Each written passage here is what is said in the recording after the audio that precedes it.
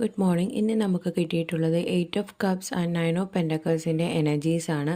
നിങ്ങളുടെ പാസ്റ്റിൽ നിങ്ങളെ വേദനിപ്പിച്ചിട്ടുള്ള ഏതോ ഒരു സിറ്റുവേഷൻ, അത് ചിലപ്പോൾ നിങ്ങളുടെ ജോലി ആയിരിക്കാം, എന്തെങ്കിലും ഫൈനാൻഷ്യൽ ബാധ്യതകൾ, അല്ലെങ്കിൽ ഏതെങ്കിലും ഒരു റിലേഷൻഷിപ്പ്, എന്ത് തന്നെ ആയാലും അതിൻ്റെ ഒരു ബാഡ് മെമ്മറീസ് നിങ്ങളുടെ ഉള്ളിൽ കിടപ്പുണ്ട്. അതിൻ്റെ ഒരു വിഷമം നിങ്ങളിപ്പോഴും ക്യാരി ചെയ്യുന്നുണ്ടെന്നാണ് നമുക്ക് കാണാൻ കഴിയുന്നത്.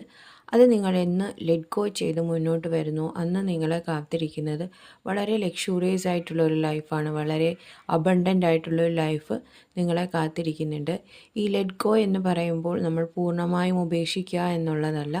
ഈ ഒരു സമയത്തേക്ക് മാത്രം അതിൽ നിന്ന് വിട്ടു നിൽക്കുക, ആ മെമ്മറീസിൽ നിന്ന് വിട്ടു നിൽക്കുക, ആ ചിന്തകളിൽ നിന്ന് നിങ്ങൾ വിട്ടു നിൽക്കുക.